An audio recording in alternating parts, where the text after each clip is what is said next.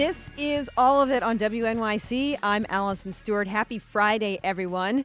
In case you haven't heard, it's award season.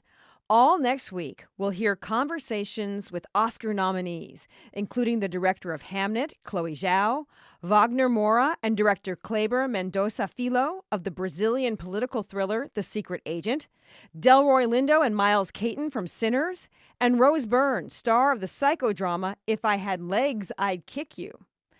We had so many great conversations that we decided to start a bit early. We'll talk with documentary filmmaker Gita Gandabir about her film The Perfect Neighbor. It's been nominated for Best Documentary Feature. We'll also hear from Best Actor nominee Ethan Hawke about playing Lorenz Hart, half of the famous songwriting duo Rodgers and Hart. That film is called Blue Moon. But now, let's hear from a Best Actress nominee.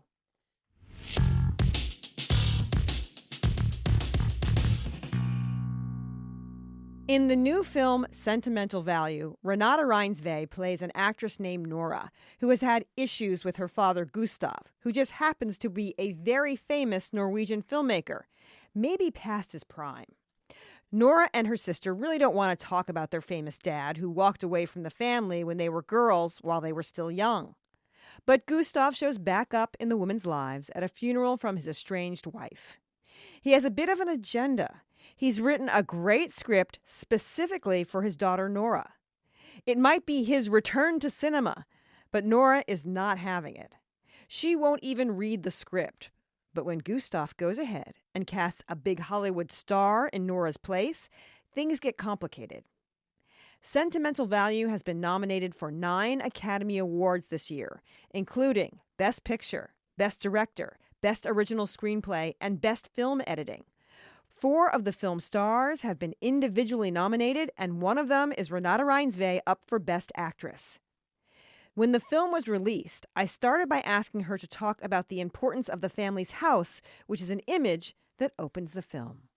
The house in the movie is kind of its own character. It kind of shows how time passes and how the walls in the house really holds information about all these families that has lived there through generations, and all those little moments that has meant so much for all of the people that had lived there, and really sets the framework of the whole movie, that house. What does the house mean to Nora? Well, actually, to her, she doesn't really like being there. So she's kind of estranged to the house. And it was so funny because the way Joachim works, we get really like empathetically very leaned into her character and in the rehearsals. And then he showed us the house, and the actress playing my sister Inga, she plays Agnes, she loved being there and she was so attached to the house. And then I couldn't really care less, and I was so embarrassed. But it was because of the character. She really didn't have a good time. They grew up in a very aggressive home, and also her father, being a director, he was really present and so sensitive with everyone while working. But he was struggling to do that home. So even though he was there, he wasn't really present. And then he was also not present a lot of the time physically. So I think that brings all the memory back for her being there. The kind of house it is a special Norwegian style of architecture. It's like a super Victorian. How did you feel, Renate, feel about the house? Did it have a vibe to it? Yeah, it was very special. It was actually a real family living there, and they showed us the pictures of the actual house and times through or all the different like eras of the house, and it was actually pretty heavily documented. I knew the family that lived there. And we all had a relationship to the house while filming. So it was a really special place, and it gave a lot of atmosphere to the movie and what we were going through. When we first meet Nora, she's having sort of a breakdown in her dressing room. She's an actress. It's opening night of her play. She won't go on stage. She's ripping at her costume. She's trying to take her headpiece off. She even tries to run away at one point. What does this very stressful opening of the film tell us about Nora? So actually, just like her father, she is struggling to be present in her life. But on stage, she can really go into what she's carrying. She carries a lot of emotional weight from coming from that childhood in that house, and she's unable to process it and communicate it to the people around her and actually make relationships around her work based off of those emotions. But when she's on stage in controlled environments of good lines and a situation that's set up, she can be free in being in that. But to get to that point, to be a good actress and access everything in you, you have to open up to all of that. And she's so uncomfortable with it.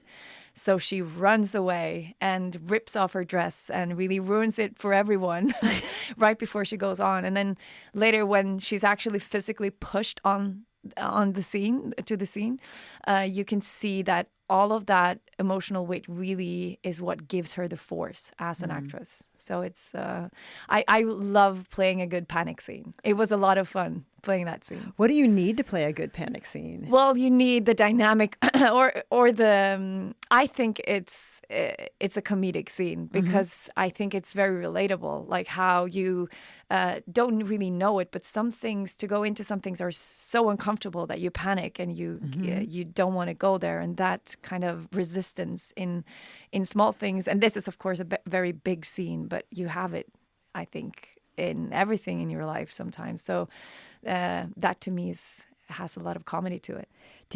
Have you ever had stage fright like that before? I get really scared, but I kind of know how to facilitate it in a way. So I can use it, and it gives me energy. But I panic of other things. But I let's not go into that. That's fine. It's no, private. but I've actually seen that happen to another actress. So it's kind of based off of what I've seen. Yeah, and of course it's horrible to watch when someone's going through that. But it is always on some levels it is funny looking back, not in the moment, but looking back and kind of working with that in the scene was fun. So what has motivated Nora to become an actor? I think what I really loved about this character was playing around with what she knew about herself and what she didn't know about herself. And I think one of the things she doesn't know is that she wants to be a part of her father's life. And she knows that the only place he can be present and actually have like empathy with the people around him, or like communicate that in any way, is when he's directing, because then he can access it. So I think subconsciously she goes into acting because might be a way to be close to him, but she is blinded by anger for what she's been going through in her upbringing. So she can't really get past that anger. So she struggles to talk to him, and when she gets the opportunity finally to work with him, she doesn't want to. And that plays differently for the woman who plays your sister, Agnes, because she was in one of his movies when she was little. So she did have that sort of commitment from her father. Yeah, and I think the way she talks about it and the way I see it too is that it was such a big grief because she had never felt so seen and so taken care of. But when production stopped, it was back to normal, where she wasn't able to be with him in the same way. So she never wanted to do it again. So it's kind of mirroring each other in that sense. Stellan Skarsgård plays your father, Gustav, in the film. What did he bring to that part? Well, Joachim and Eskil, they're saying that they kept writing a director that was like meaner and meaner and got worse and worse in the writing process. So they really needed to cast someone who was a nice person and was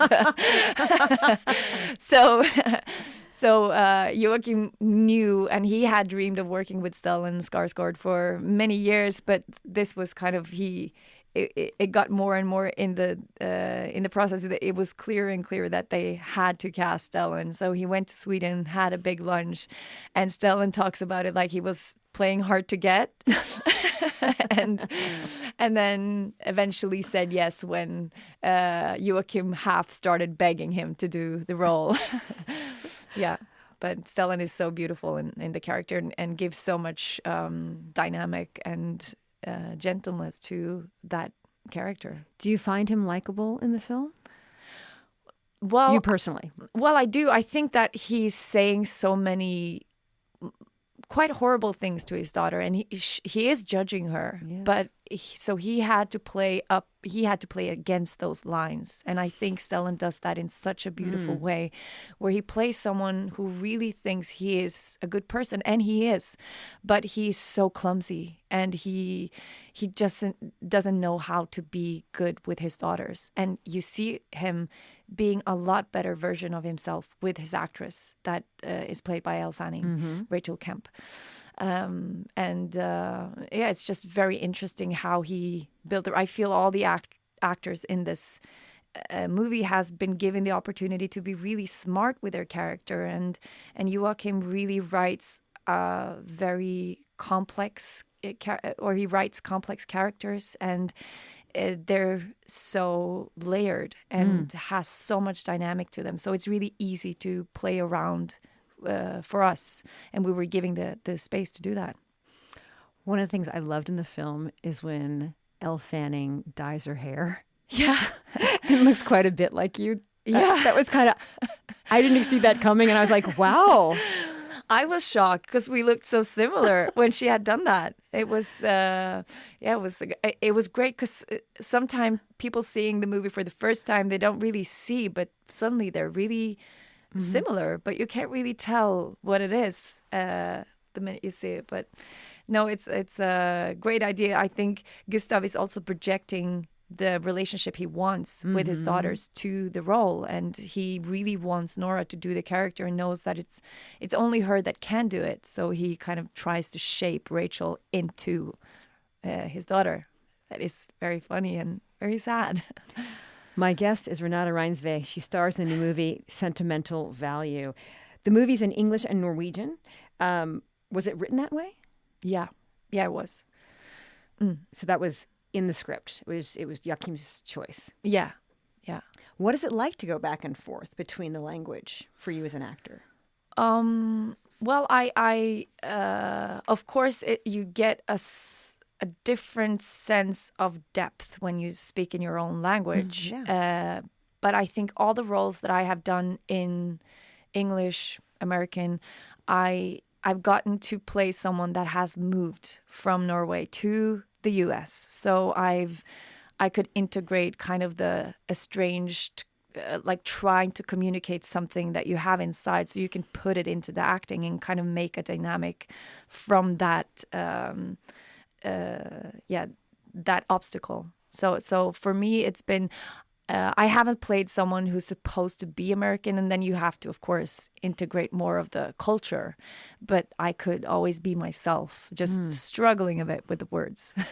That's interesting, because we just got a text from someone who said, she is astounding in The Worst Person in the World.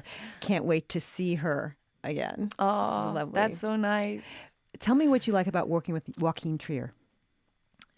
He is both really artistically talented, so he writes characters that are so interesting, and his movies are character driven. So it's always fantastic to work in that environment. He's so wise and intelligent in the way he structures his movies and his scenes and the way he casts. So it's such a pool of just artistic joy working with him. But he's also a really good leader.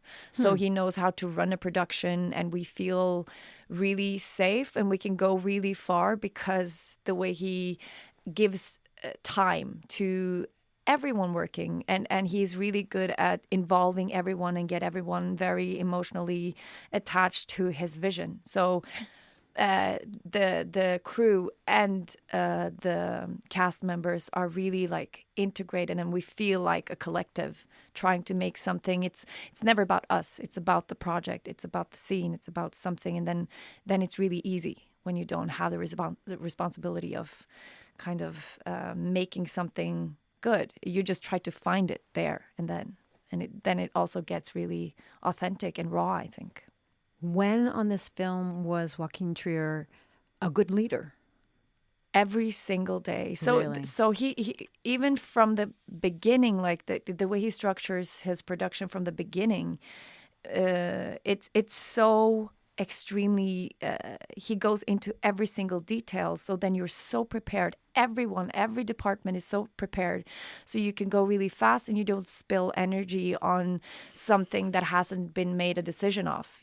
Everyone knows what they're doing, and then you are actually get to be very flexible in that because everyone's so on point with what they know that they're going to do. We have an ideal version of the scene. Everyone has that in the whole crew, the whole cast. But because it's so structured, we can be really flexible with improvising. And then it doesn't feel like only the actors are improvising. The whole room is improvising together. So it really feels like a collective. I won't give it away, but we learned that Nora has mental health issues in this film. Yeah. But she refuses to go to therapy. Yeah. Why won't she go to therapy? I think she's really scared of what she'll find, and I think if you have this feeling of any time this could just like fall apart if I dig into it just a little bit, and that's why she's so scared of going on stage and panics when she goes on stage, because if she gets in there too deep, it might just all fall apart, and I think the only really safety she has is her sister, but I think she absolutely should talk to someone and she deserves that. But I understand also the fear of going into those topics and going into that, because it's really hard work once you go into that. A good chunk of the movie focuses on the rehearsal process for a film, as Gustav starts to embark on it with Rachel. What was your own rehearsal process like? So Joachim has very specific rehearsal process. Like he will go in, and it's not that you have to nail a scene or find the ideal version there in the room, but you start talking about things, you test some things out, and then when you get to a point where almost kind of a problem is solved, then you stop and you go out of the room, and then you don't talk about it more, you just let it kind of sink in. So it becomes a part of your subconscious that way. And we get to know each other really well as actors and as people in there, because we share a lot of personal things in the room. And so that the movie kind of becomes very personal to us. And he films the rehearsals so that he can alter the script together with Eskil Vogt. Oh, that's interesting. Yeah. So the dynamic that occurs between actors on rehearsals, he will alter the script to match that dynamic and also like match what comes from us truthfully. So it really feels like we're a big part of creating it in the last parts. And what happens on set is then you have so much ownership to it because of that process. That's wonderful that you really feel like you have ownership of your film. Yeah. Everybody involved does. Yeah, we do. Even though it's like very...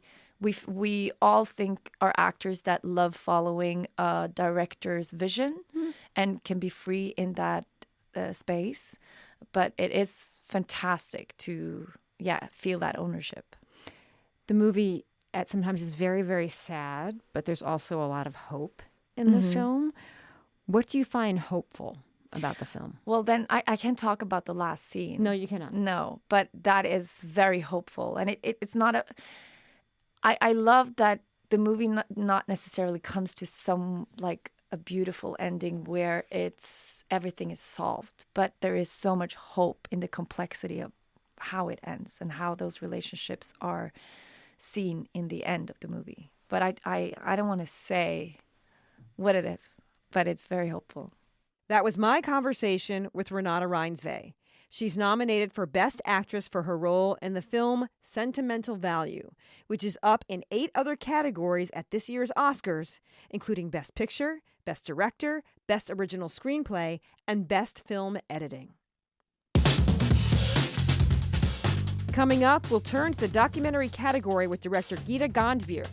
Her film, The Perfect Neighbor, is nominated for Best Documentary Feature Film. This is all of it.